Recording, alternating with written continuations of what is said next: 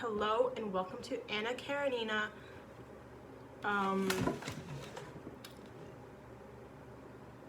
Part 1, Chapter 5. And I spilled a bunch of heavy cream on my book, so this is kind of bad, but anyway. Oblonsky's natural ability had helped him to do well at school, but mischief and laziness has caused him to finish very low in his year's class. Yet in spite of his dissipated life, his unimportant service rank, and his comparative youth, he occupied a distinguished and well-paid post as head of one of the government boards in Moscow. This post he had obtained through Alexis Alexandrovich Karenin, his sister Anna's husband, who held one of the most important positions in the ministry to which that Moscow board belonged. But even if Karenin had not nominated his brother-in-law for that post, Steva Oblonsky, through one of 100 other persons, brothers, sisters, relations, cousins, uncles, or aunts, would have obtained this or a similar post with a salary of some 6,000 rubles a year, which he needed in spite of his wife's substantial means. His affairs were in a bad way. Half Moscow and half Petersburg were his relations or friends. He was born among those who were or who became the great ones of this world. 1/3 of the official world, the older men, were his father's friends and had known him in petticoats.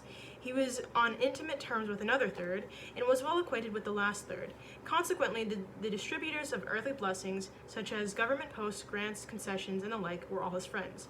They could not overlook one who belonged to them, so that Oblonsky had no special difficulty in obtaining a lucrative post.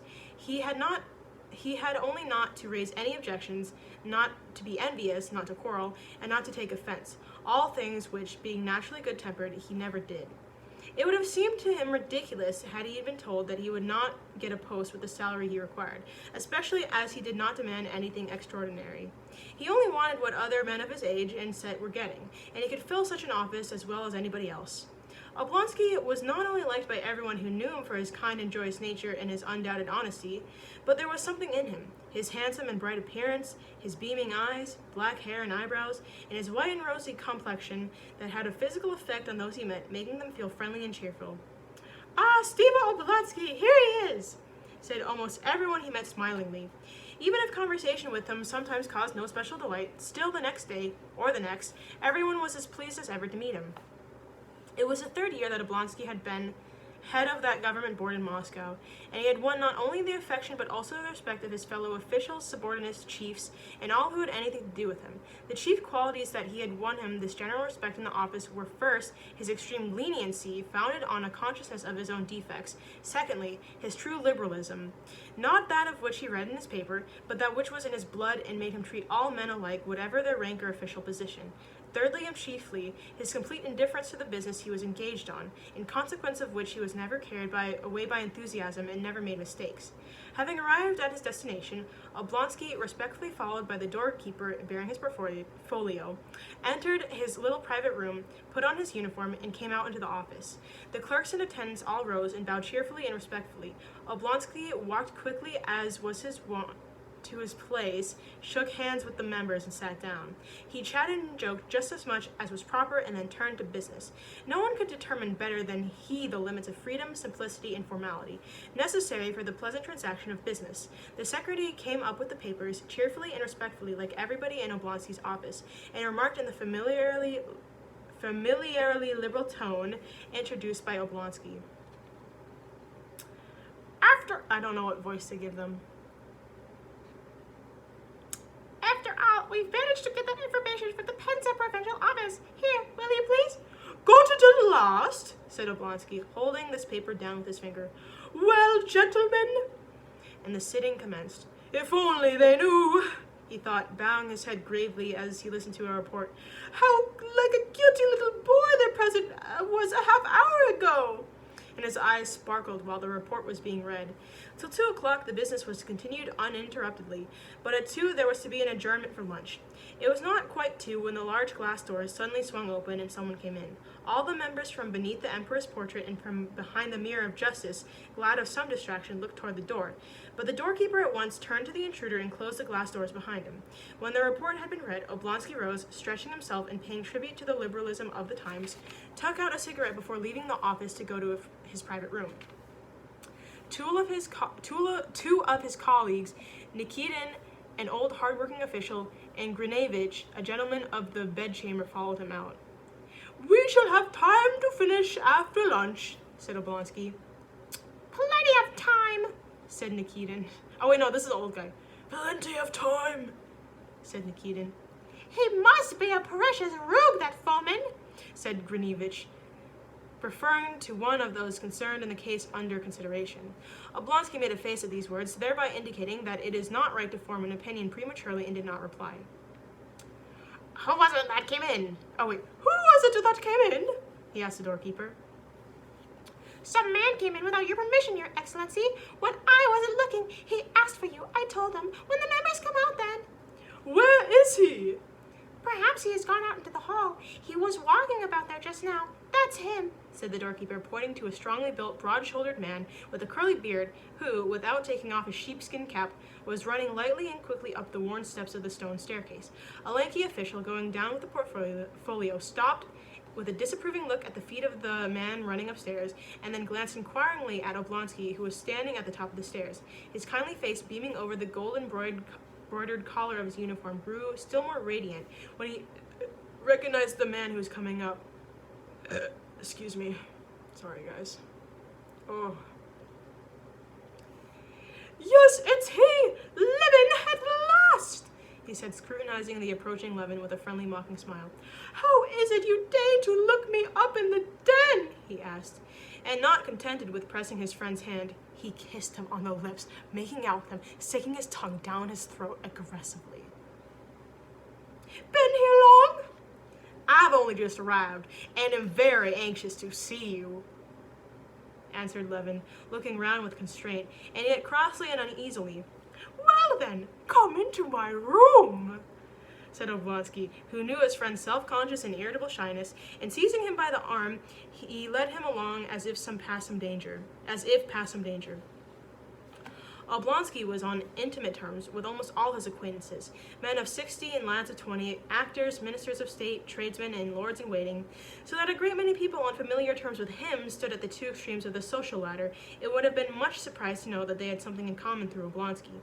He was on familiar terms with everybody he drank champagne with, and he drank champagne with everybody. But when in the presence of his subordinates, he happened to meet any of his disreputable pals, as he jocularly called them, he was able, with his innate tact, to minimize the impression such a meeting might leave on their minds. Levin was not a disreputable pal.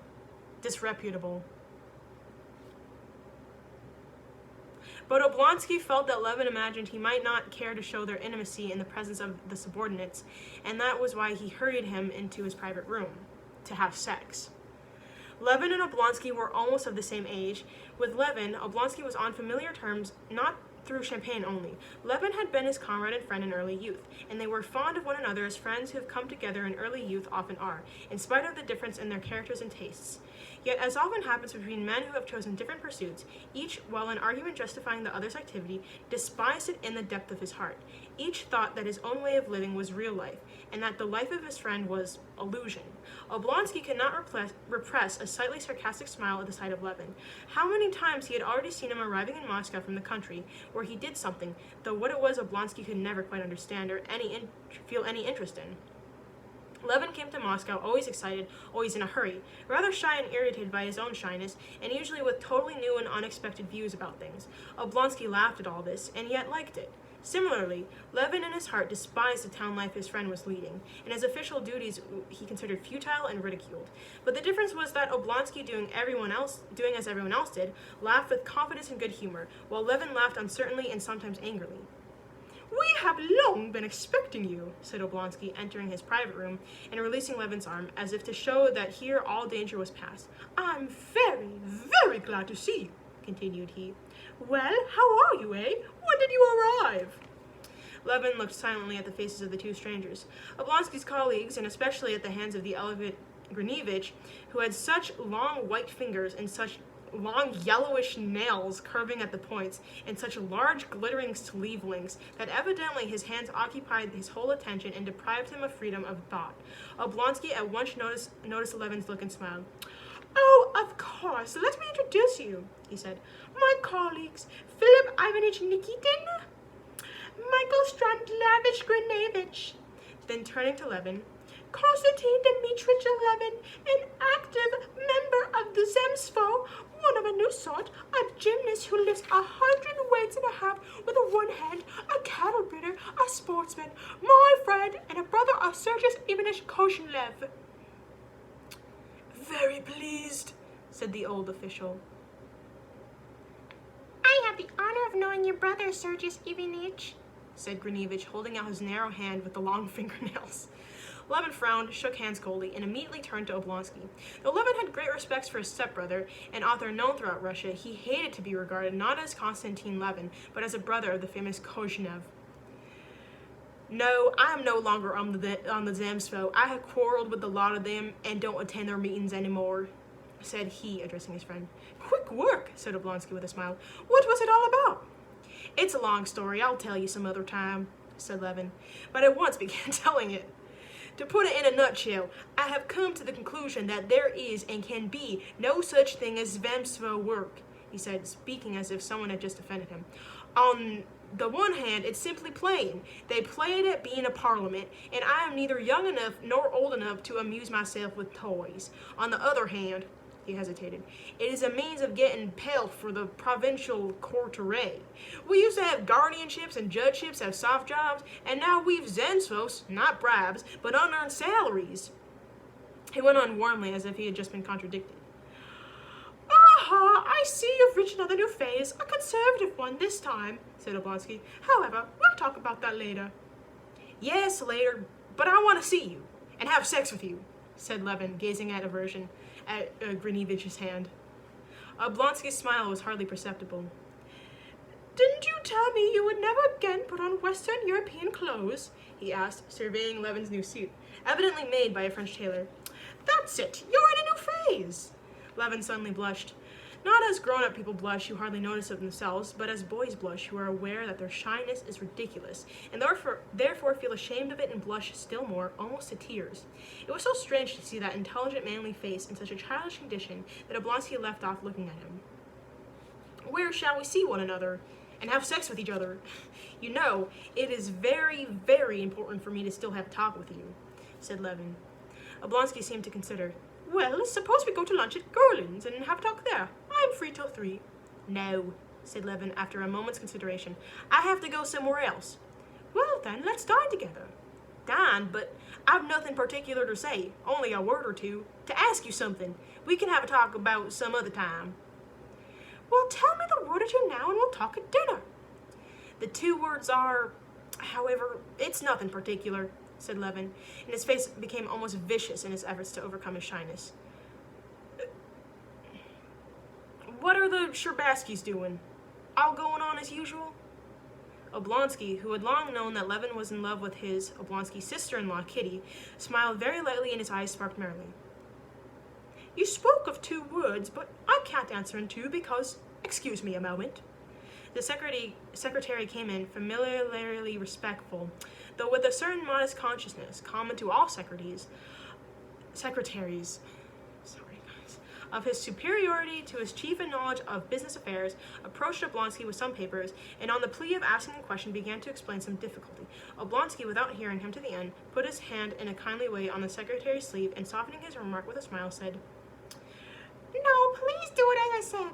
And having in a very few explained his views of the matter, he pushed the paper away and said finally, oh wait, is this Oblonsky saying it? I don't fucking, oh yeah, it's Oblonsky saying, yes, please do it that way, Zachary Nikishi. The secretary went out abashed. Levin, who during Oblonsky's talk with the secretary had quite overcome his shyness, stood leaning both arms on the back of a chair and listening with ironical attention. I don't understand it at all, he remarked. What don't you understand? Asked Oblonsky with his usual merry smile as he took out a cigarette. He expected Levin to say something eccentric. I don't understand what you're doing, said Levin, shrugging his shoulders. How can you do it seriously?